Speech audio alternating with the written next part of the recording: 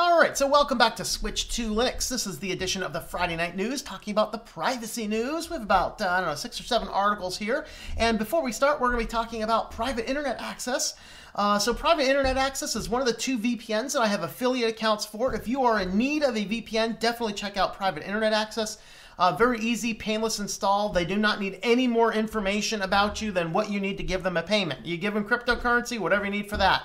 I end up getting my account with a credit card to help a friend out who needed a VPN for his purpose. So what he's doing is he has to travel around a little bit for a while, and he's not super computer savvy. So I bought the VPN and gave him access to it because I can connect up to 5 devices on any one account. So that means that he can have a VPN account, so as he's accessing the internet in coffee shops, he is well protected from everything. This also blocks a lot of trackers, a lot of other stuff. A lot of the things that I tell you to block, private internet access will block for you. In fact, it's so bad he said he couldn't load up the Weather Channel because the Weather Channel relies on too many tracking scripts to work. And so he had to use an alternative weather application. But you can actually use my affiliate link there, which is tlm.li/PIA. That's for PIA for private internet access. And tlm.li is my abbreviation. That's my own self-hosted link shortener. So you can use the links. You can pick up a 1 year, a 1 month, a 1 year, and a 2 year plan. I end up buying the I bought the 1 year plan. So let's see. So I end up paying $40 to get 1 year of access to it. And I'm going to be using that to show you guys some videos about what you can do with the VPNs coming on down the road here. Hey, my hand was forced to buy a VPN, so I went with this one. So with that, we're going to jump on over to our privacy news. And first in the news, Mark Schmuckerberg. Oh, come on, stop jumping around. Mark Schmuckerberg still thinks that Facebook has made the world better, despite a research report came out this week that kind of said how bad Facebook has made the world. Oh boy. Yeah, so an actual research article basically said, yeah, we become negative nannies all screwed up when Facebook turned 15 years old on Monday, and it's as unruly as a teenager as any 15-year-olds are. All right, but Facebook, according to some research studies that just came out, makes people depressed and angry. We can understand that. I can understand that all the way. So it makes people depressed and angry. They lost Snopes as a fact checker. I mean, really, guys? They were only paying Snopes $100,000 to filter all the trash that goes to Facebook? That's insanity. But of course, Schmuckerberg comes on out and he's like, Facebook has made the whole world a better place. It's the whole thing. It's like, dude, what are you on? I don't know what he's on. I don't know what he's on. But Google wants to help.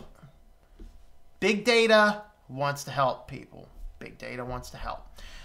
Google wants to help protect your data no matter where you go on the web. So this is a new password checkup extension for Chrome that when you plug this guy in, of course, this means that you kind of have to use Chrome to manage all your passwords. That just sounds like a problem waiting to happen.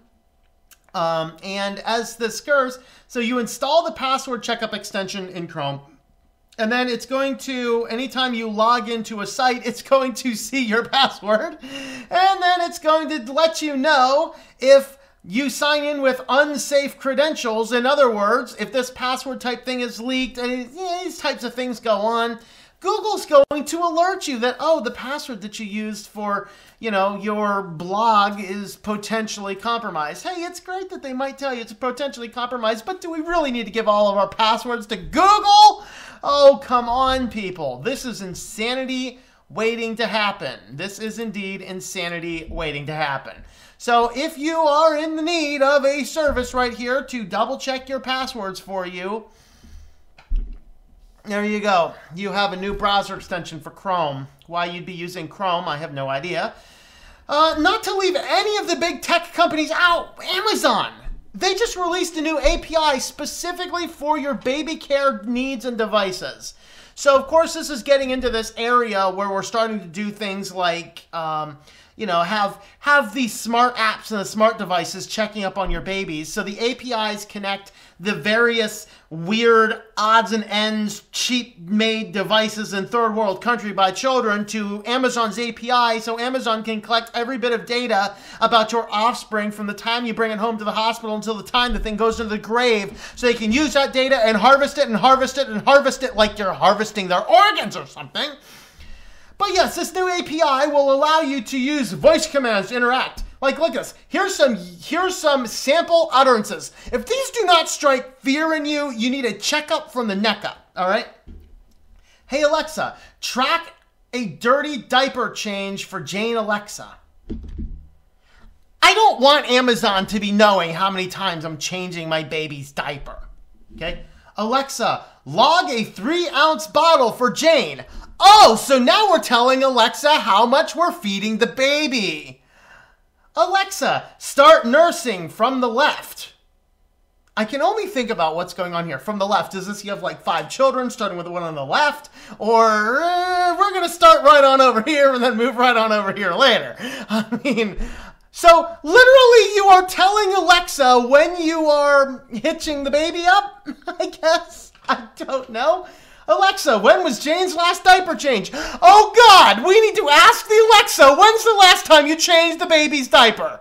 Is this information that Amazon really needs, people? So now we have all of this information, locking it in, and no, they're going to force me to do it. They're going to force me to go on fire.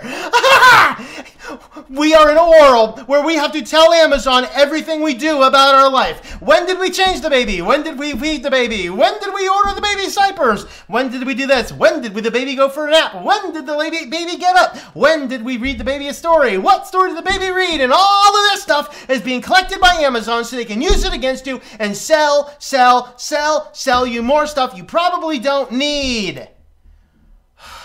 People, don't buy smart devices connected. Don't buy smart devices in general. But certainly don't buy things that are going to be gathering every bit of data about your children. You know what all this is about? This is all about getting your children used to using these devices over the course of their life so you produce a highly dependent group of people by the time they're raised up. By the way, never mind. I'm not going to go there. That's just too far off the news. But there's something I could say about that. I'm not going to go there. But this is basically an API that any third party that wants to connect to Amazon can utilize the API and collect data, because we all know that collecting data about children is a great thing. We got to collect all of that data about all of those children. What? Yes, EU does order a recall of children's smartwatches over serious privacy concerns. Hilariously, this watch is made in Germany, the very country that banned the smart toys that were spying on your children. I'm still trying to wrap my head around this one, but it happened. In Germany, they're producing this watch. This thing has multiple different trackers, all sorts of things, and it even has, let's see, the product is what most parents regularly look up in a modern smartwatch, but a RapeX alert published last. I don't want anything to do with RapeX and my children, people. I really don't, okay? But nevertheless, a rapid alert system for non-food products. They really need a new name. Okay. The rapid alert system for non-food products alert published last week spotted that this device has all of the GPS tracking data, a microphone, a speaker, calling and SMS functions, a companion mobile app that parents can use to keep track of their children, and it all goes through the internet without encryption, and unauthenticated data is easy to get. So you can just grab all this stuff from the internet as it's going unencrypted through the airwaves into their global server where they're going to track all of the information. Top of this, the authorities also said that, quote, a malicious user can send commands to any watch, making it call a number of his choosing and can communicate with the child wearing the device or locate the child through GPS. That's all we need. Oh yeah, never mind, guys. We're already demonetized on this one. I'm telling you what. This is some crazy stuff. Kudos to EU. Get this stuff out of here, man. Can we just take whoever thought this watch was a good idea, ship him into, and like, you know, maybe put him in Musk's trunk the next time he sends a car out past Mars? Oh, my Lord, people. Wowzers. Wowzers, wowzers. It's just getting crazy. More stuff going on. You remember this entire issue with the cell phones? Now, by the way, I don't have any evidence that this attached itself to Verizon. So those of us using Verizon, we're good. AT&T Mobile and Sprint, though, and which includes most of your prepaid prepaid plans out there. This issue with this bounty hunters was infinitely worse than we initially thought. Sure, you could go online, find a bounty hunter, pay him a couple $100. He can tell you where you are, check your phone, whatever. Well, it turns out two funky things came out of this. Number one is some of this data was so good they could actually locate you in a specific room inside of a building. That's how good the GPS information was. Number two, this was packaged and sold to all sorts of people. This is data that is intended only to be used by 911 operators and first responders to act on important emergencies. But basically they took all this data and said, man, yeah, we know this is only for 911 and for all these, but you know, if we just sell this to data aggregators, we can make a lot of money. I mean, come on. That's why these guys were making some money. They sold it to data aggregators and bounty hunters, and this is such highly sensitive data that it just, I mean, this is crazy. This is crazy. All right. So it keeps getting worse. Carriers assured customers' location tracking abuses were isolated incidents, but now it appears that hundreds of people could track our phones and what we were doing for years before anyone at the wireless companies took action. Yeah, that's kind of crazy, isn't it? Kind of crazy. So kudos to all of you blood-sucking telecom corporations who are just basically hurting all the people out there. I think we need to do a sequel to Dante's Inferno, add another layer of hell to some of these people. All right, so, oh boy, on to this one. So session replay. What is session replay? So I did an entire video about session replay a while back. So what session replay looks at is this is the ability on a device and on a website that it basically can measure anything and everything you do. It knows at what point in time. Some of the more advanced ones could even use a camera and track your eye movements.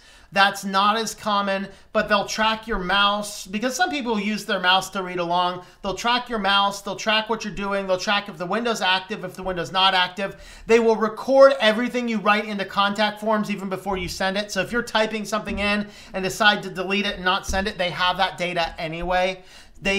In some cases where this was not well implemented, it could actually track your credit card numbers and input the data, and the big data analytics companies could grab it. Well, what ended up happening is that this session replay information was embedded in several apps that were taking screenshots, it was taking touches, it was taking all sorts of things on iPhone apps, and basically collecting and sending all that data, which was not disclosed in the privacy policies, and people had no idea what's going on. But this is how out of control these data firms are, because these data firms, nobody knows who they are.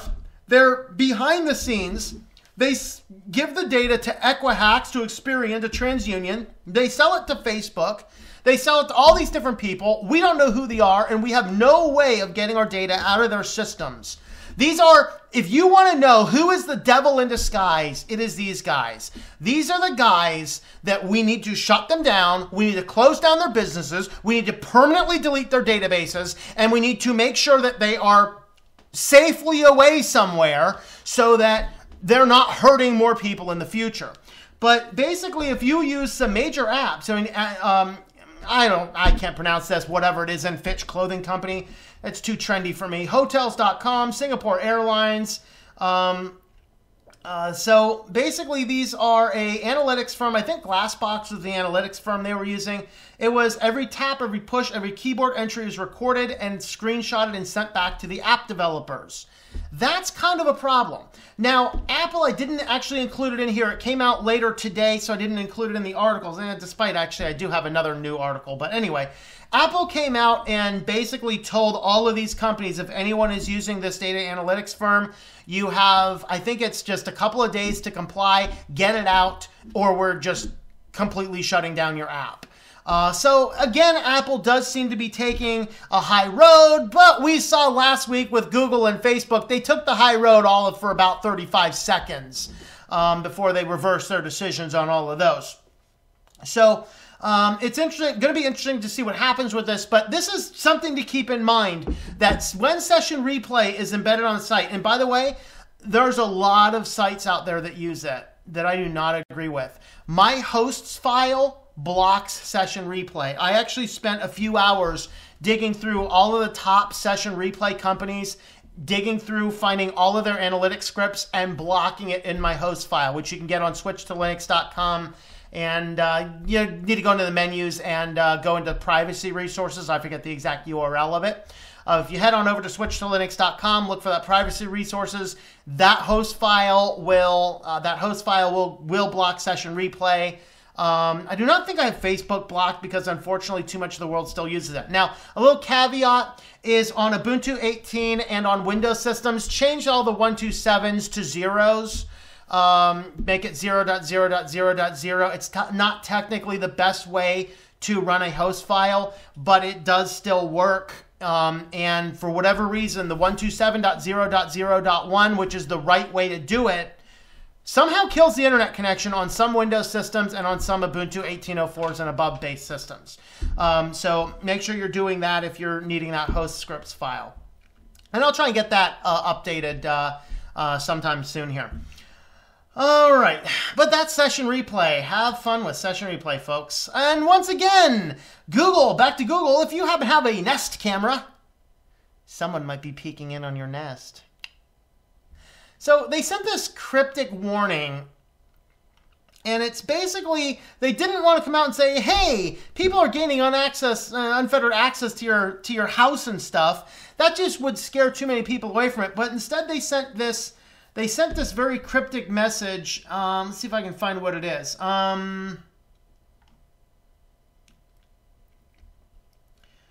Let's see. We've heard from people experiencing issues with their Nest devices. People with access to your credentials can cause the kind of issues we've seen recently. They never use cameras. They never talk about people gaining access, but that's really what was happening. They're basically telling you to get in there and change all your default passwords because, guys, anything you put on the internet, do not use a default password. And keep stuff off of the internet unless you absolutely have to have it on the internet. All right? Keep it off the internet. All right. So, and I'd probably just say don't use a Google Nest camera. Here is the whole email. I'm not going to read the whole email. I'd prefer you follow the links there on SwitchedtoLinux.com. Read through the entire email. Just be aware, if you got one of these Nest cameras going on, it's creepy stuff. You should think twice about that. So, yeah, that's our privacy news. Are you terrified yet? Let me know on a scale of 1 to 10, how terrified are you in the comments down below. Thank you for making it to the end of this Switch to Linux video. You can have a look at another video right on over here. Don't forget to subscribe to the channel or to Think Life Media, which is my own personal support page. Thank you for watching, and I hope that you enjoy switching to Linux.